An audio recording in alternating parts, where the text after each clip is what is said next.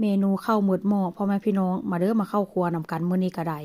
มื้อนี้ก็จิมาทอดเนื้อหมูติดมันแต่ว่าน้ำมันถ้ามันบ่มีได้ค่อยก็เลยแบบว่าใส่น้ำมันงาดีแต่ว่าน้ำมันงาค่อยมีหันซันก็คือสิว่าหั่นล่ะเนาะก็คือสิแบบว่า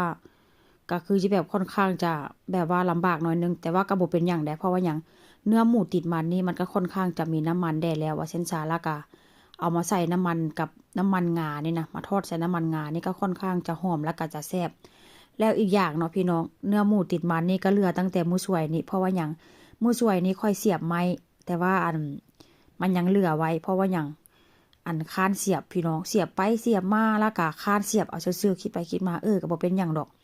จิมาทอดกินกับข้าวสวยฮ้อนๆแล้วก็จิมากินกับแบบว่าน้ำพริกแมงดากาแม่ประนอมหั่นน่ะหรือว่าเจียวแมงดาว่าเส้นจาที่ว่าค่อยสั่งมาพี่น้องกระปุกนั่นก็ตกอยู่ประมาณ200กว่าบาท ก็ถือว่าบ่ได้แพงปานใดได้ก็เกือบ300นี่แหละว่าซั่นซะก็ถือว่าโอเคเนาะพี่น้องค่อยก็จิมา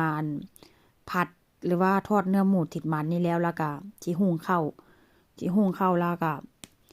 บ่มีหยังหลายได้หุงข้าวแล้วก็จะกินกับน้ำพริกหรือว่าแจ่วหั่นล่ะเนาะแต่ว่าก็จะกินกับลูกชาย2คนแต่ว่าลูกชายนี่ก็ทอดจังซี่แล้วก็จะเอาใส่ขนมปังให้นางเพราะว่านางนี่ ก็คือจิบ่กินข้าวดอกเพราะว่าเมื่อคืนแดดก็บ่อยากให้นางกินถ้าว่านางกินบ่หันเอาให้กินหั่นก็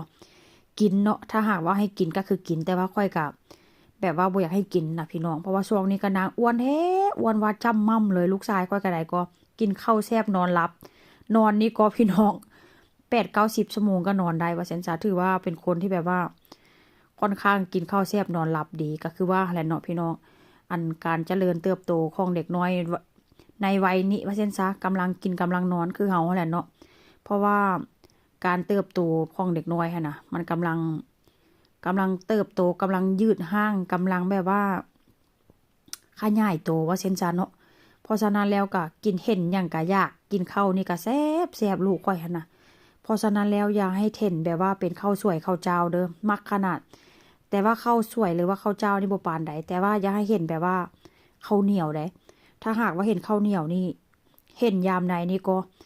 จกกินพี่น้องจกกินแบบบ่ได้ยำจกกินจนแบบว่าต้องไปหาหมอเพราะว่าหยัง